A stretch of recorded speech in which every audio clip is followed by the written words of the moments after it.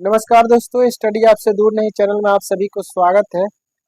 हमारे अतीत के बारे में यानी क्लास 8 का जो एनसीईआरटी का ऑब्जेक्टिव क्वेश्चन है, यानी बहुत ज़्यादा इम्पोर्टेंट इसलिए हो जाता है कि ये एनसीईआरटी का जो क्वेश्चन है सभी प्रकार के एग्जामों में देखने को मिलता है। और ये आप कहते हैं कि 8 क्लास का है सर, क्वेश्चन आया कहाँ से, तो ये सभी प्रश्न अक्सर कहाँ से रहते हैं, एनसीईआरटी से रहते हैं। अगर आप टीआरई 4 का तैयारी कर रहे हैं, अभी जो आपका 33,288 पदों के लिए जो वैकेंसी का नोटिफिकेशन आया है बिहार में टीचर के लिए, तो अगर एनसीईआरटी बेस्ड आप इसको देखते हैं तो बहुत ही ज़्यादा इम्पोर्टेंट होने वाला है, क्योंकि 8 और 9 के जितने भी मतलब टीचर होंगे उसका हिस्ट्री यानी अगर कॉम्बिनेशन हिस्ट्री होगा तो इसी में से देखने को प्रश्न मिलेगा। और इस चैप्टर का नाम याद रख लीजिएगा, कैसे, कब और कहाँ। यानी अध्याय 1 में जितने भी ऑब्जेक्टिव बन जाएंगे तो सबको हम लोग लेकर के इस वीडियो में आए हैं। ज़्यादा से ज़्यादा 50 से 60 क्वेश्चन होगा, 15 से 16 मिनट में हम लोग कोशिश करेंगे खत्म करने के लिए। चलिए वीडियो को स्टार्ट करते हैं। सबसे पहला नंबर क्वेश्चन आपके स्क्रीन पे, प्रश्न नंबर 1। आप इसमें कोई भी मतलब ऐसा थिंकिंग मत रखिएगा कि आपका कोई भी क्वेश्चन छूटा होगा। इसमें कोई ऐसा क्वेश्चन पूरे बुक यानी चैप्टर से हम लोग पूरा क्वेश्चन लिए हुए हैं, कोई क्वेश्चन इसमें से छूटा नहीं होगा। कह रहा है इतिहासकारों के बीच प्रायः किस बात पर बहस चलती रहती थी। यानी जो इतिहासकार थे तो क्या स्थानों पे बात करते थे? नहीं, उनके बीच में तारीखों का मतभेद हुआ करता था। यानी हमेशा उनका तारीख ही मैच नहीं होता था। तो अक्सर बात करेंगे तो इतिहासकार जितने हैं उनके डाटा में क्या मैच नहीं करता है, तो तारीख। ये सब में हमेशा किस पे डिपेंड करते हैं, किस पे डिबेट करते हैं, बातें करते हैं, तो तारीखों पे। यानी ऑप्शन नंबर बी इसका करेक्ट जवाब हो जाएगा। जब भी इतिहासकार का बात आएगा वह बहस करेंगे किस पे? तारीखों पे। क्वेश्चन नंबर 2 आपके स्क्रीन पे कह रहा आम समझ के हिसाब से इतिहास का प्राय किसे माना जाता है। यानी अगर आम चाल के भाषा में देखा जाए तो क्या घटनाक्रम होता है? नहीं, आम भाषा में हम तारीखों को इकट्ठा करते हैं। यानी आपको हिस्ट्री क्यों नहीं पढ़ने का मन करता है, तो ज्यादा से ज्यादा उसमें तारीखें लिखी रहती है, ये इस सन में, वो उस सन में। इस वजह से अगर इतिहास का बात करेंगे तो ये तारीखों से संबंधित होता है। ऑप्शन नंबर बी इसका करेक्ट जवाब हो जाएगा। एग्जाम देने जाने से पहले एक बार जरूर देख लीजिएगा, रिकॉल कर लीजिएगा सभी चैप्टर को। यानी जितने भी इसमें प्रश्न है वो सभी हम आपको चैप्टर वाइज करवाने वाले हैं। यानी अगर इसमें 8 चैप्टर है या 6 चैप्टर है, यानी ऐसे तो देखिएगा एनसीईआरटी के बुक में कितने चैप्टर है, तो कहिएगा सर एनसीईआरटी का जो बुक दिया है इसमें सिलेबसों की संख्या के अकॉर्डिंग इसमें 8 चैप्टर है, तो 8 चैप्टर को हम लोग अकॉर्डिंग टू क्वेश्चन करेंगे 1 बाय 1 करके, सभी उसमें के इम्पोर्टेंट क्वेश्चन को निकाल करके आपके यूट्यूब चैनल पर फ्री में एकदम सेवा मिलेगा। कह रहा है अगला क्वेश्चन कि अतीत और वर्तमान की तुलना करते समय हम किन शब्दों का प्रयोग करते हैं। यानी अतीत और वर्तमान की तुलना करते समय हम लोग मुख्यतः क्या बात करते हैं? पूर्व पश्चिम और पास दूर और नजदीक और ऊपर नीचे नहीं करते हैं, ये पहले और बाद की बात करते हैं। और पहले का मतलब हो गया आपका अभी, यानी पहले का मतलब हो गया कि आज से कुछ समय पहले, यानी कहीं ना कहीं तारीख का बात करेगा। बाद में यानी आज से कुछ समय बाद यानी तारीख का बात करेगा। ऑप्शन नंबर ए इसका करेक्ट जवाब हो जाएगा। नेक्स्ट क्वेश्चन का जवाब बताइए, रोजमर्रा की जिंदगी में हम अपने आसपास की चीजों को कैसे मानकर चलते हैं। यानी क्या मान लेते हैं हम, तो क्या ऐतिहासिक या अमान्य, तो कहिएगा सर नहीं, हम स्वाभाविक रूप से मान लेते हैं, यानी उसका स्वभाव, नेचर मान लेते हैं। यानी ऑप्शन नंबर सी इसका सही जवाब हो जाएगा। नेक्स्ट क्वेश्चन है, सड़क के किनारे चाय की दुकान देख करके कौन सी ऐतिहासिक सवाल मन में उठ सकता है। क्या चाय के रंग के बारे में? नहीं, ऐसा कुछ नहीं होगा। ये ऐसा सवाल आएगा कि चाय पीने का चलन कब से शुरू हुआ, यानी कब से लोग चाय पीते थे। यानी कहीं ना कहीं ऐसा सवाल हमारे मन में आएगा। पहले लोग चाय नहीं पीते थे, अब पी रहे हैं। यानी पहले और आज का बात आ गया। पहले आज क्या है, एक तारीख का झमेल है, तारीख का एक गुच्छा है। बात अगला कह रहा है, रेल गाड़ी के खिड़कियों से बाहर देखते समय कौन सा सवाल मन में उठता है। जरूर एक सवाल उठता होगा, रेलगाड़ी तो कलर का बात करेंगे, कितने सीटें और ये सभी चीजें नहीं, रेलगाड़ी का निर्माण कब हुआ और ये चीजें आपका तारीख डेट में आता है, यानी ऑप्शन नंबर ए इसमें पक्का आपके मन में ऐसा सवाल आएगा। अगला क्वेश्चन का बात करते हैं, कह रहा है रेलगाड़ी के आने से पहले लोग दूर की यात्रा कैसे करते थे। जाहिर सी बात है, हवाई जहाज नहीं था, मेट्रो नहीं था, हेलीकॉप्टर नहीं था, पैदल या अन्य संसाधनों से अन्य साधनों का इस्तेमाल करते थे। ऑप्शन नंबर बी सही हो जाएगा। सुबह सुबह अखबार पढ़ते समय किस बात को जानने की उत्सुकता रहती है, तो उसमें क्या आप कहिएगा कि छपाई मशीन के बारे में या कागज अखबारी या कागज के रंग के बारे में। तो ये देखते हैं हम लोग कि अखबार कब प्रकाशित हुआ, कब छपाया था, हम थोड़ी ना कोई भी न्यूज लेकर के पढ़ने लगते हैं। ऑप्शन नंबर ए इसका सही जवाब हो जाएगा। नेक्स्ट क्वेश्चन है आपका, चित्र में भारत का कौन सा स्वरूप दिखाया गया है, यानी जो 1 नंबर लेसन है इसमें भारत के किस प्रकार के स्वरूप का चर्चा किया गया है, तो भारत एक औपनिवेशिक रूप में चर्चा किया गया। ऑप्शन नंबर बी इसका करेक्ट जवाब हो जाएगा। नेक्स्ट क्वेश्चन का बात करते हैं हम लोग। अगला क्वेश्चन आपका है, कह रहा है कि चित्र में हिंदुस्तान शब्द किस किस से संबंधित है, तो अपने प्यारे भारत से संबंधित है। अगर भारत से देख रहे हैं तो एक बार जय हिंद जरूर लिखिएगा।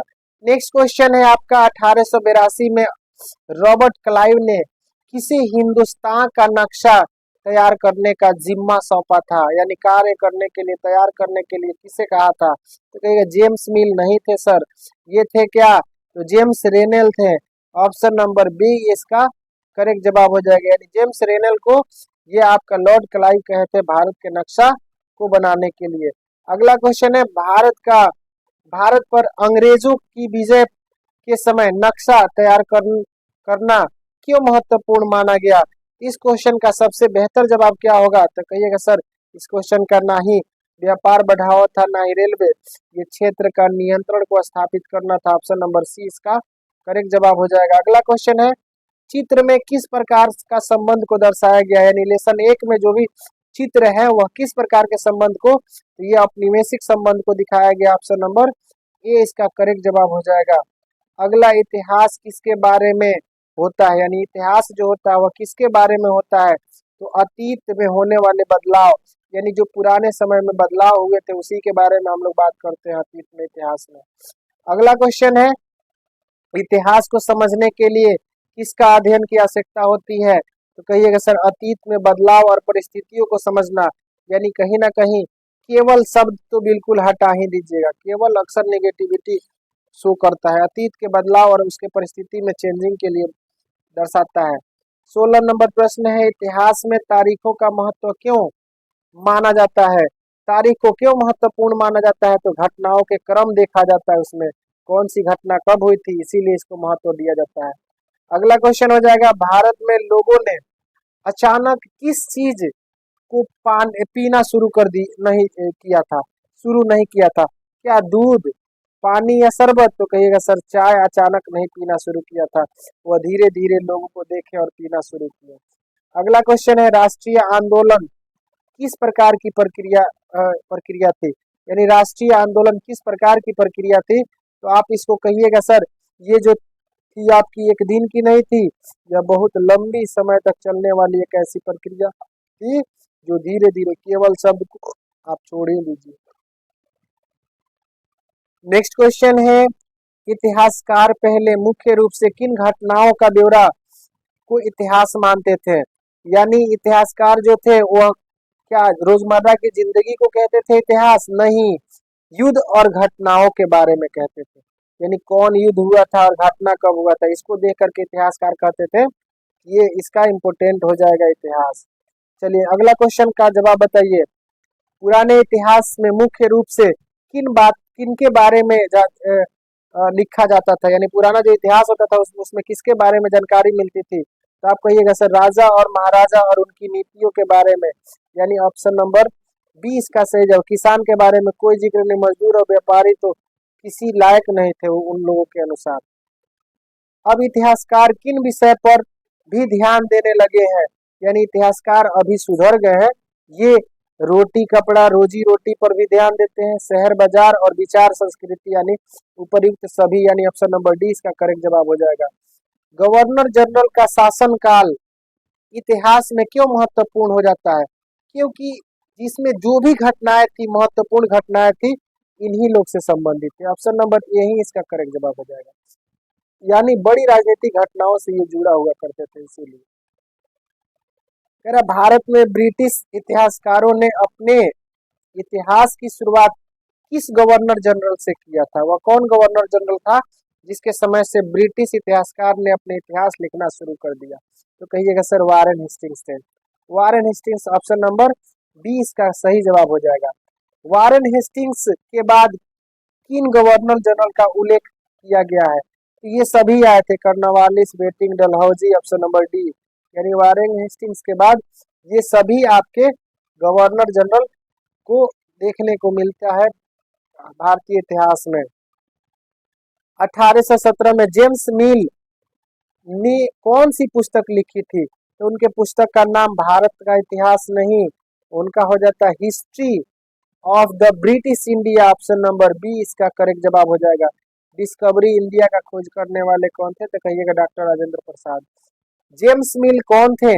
तो जेम्स मिल के बारे में क्वेश्चन पूछा है तो ये आपके अर्थशास्त्री और राजनीतिक शास्त्री व्यक्ति थे, यानी राजनीतिक दार्शनिक व्यक्ति थे। ऑप्शन नंबर ए इसका करेक्ट जवाब हो जाएगा।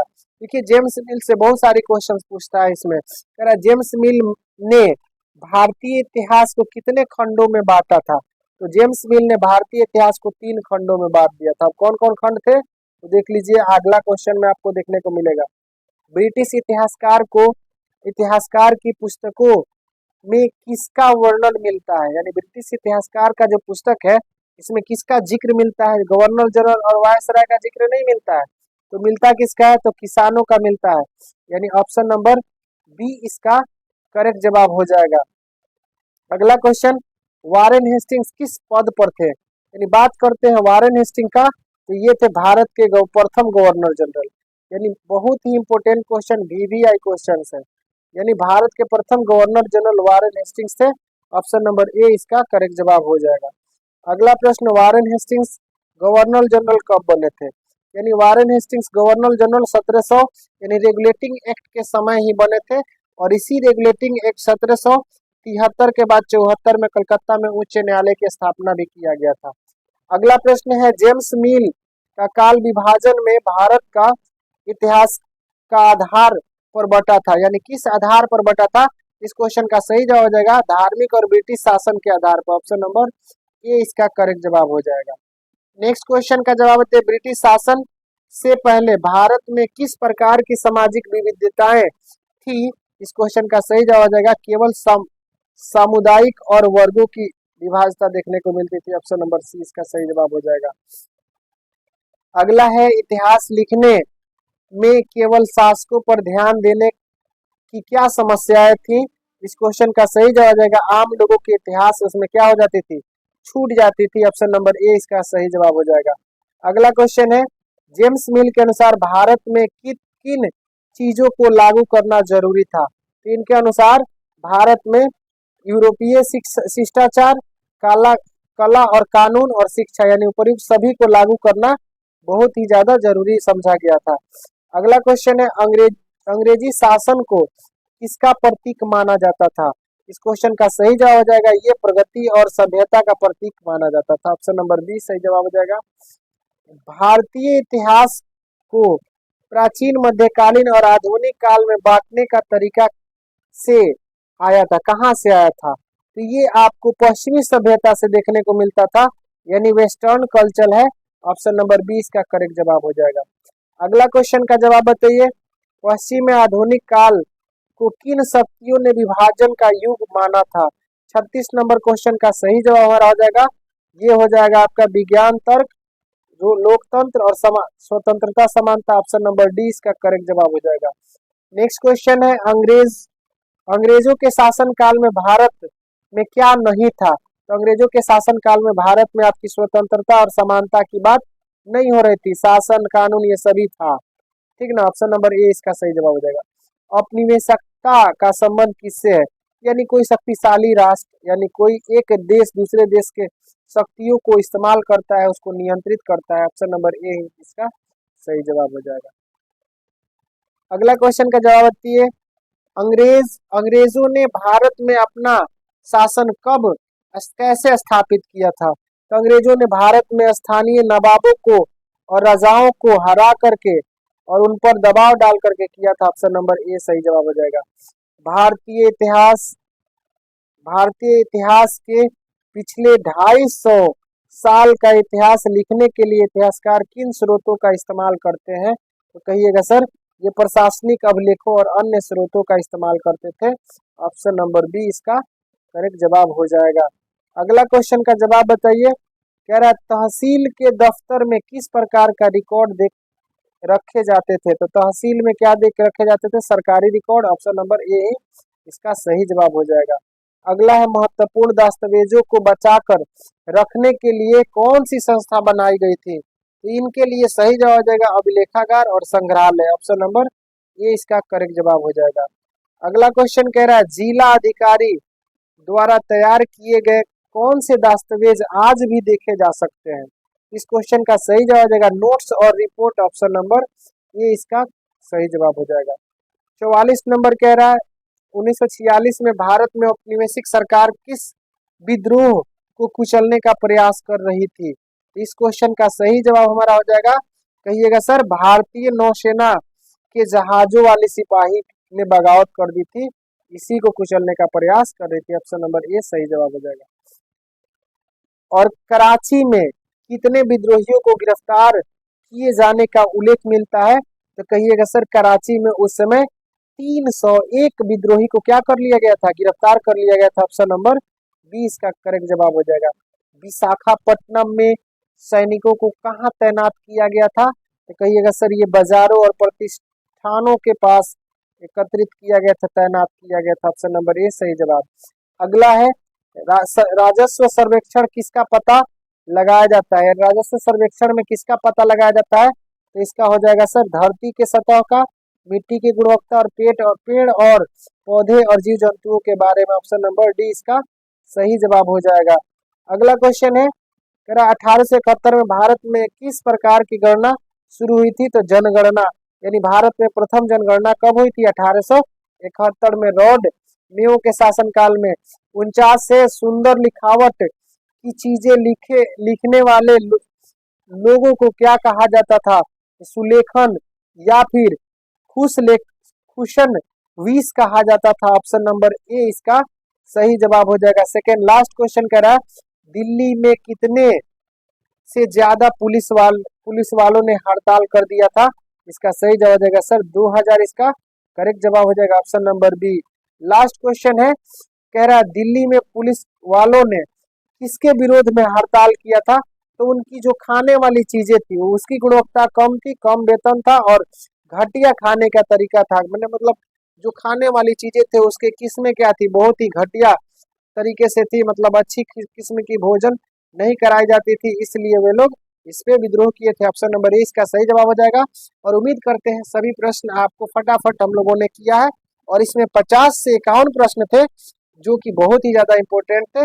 और अगर आप 8 क्लास के हैं तो केवल 8 क्लास के मोटिव से नहीं पढ़िएगा, इसमें सोचिएगा कि मेरे सभी प्रकार के कंपटीशन एग्जाम के लिए यह बेनिफिशियल है, यूनिक इंपॉर्टेंट है। चलिए मिलते हैं नेक्स्ट वीडियो में। Thank you for the watching, best of luck.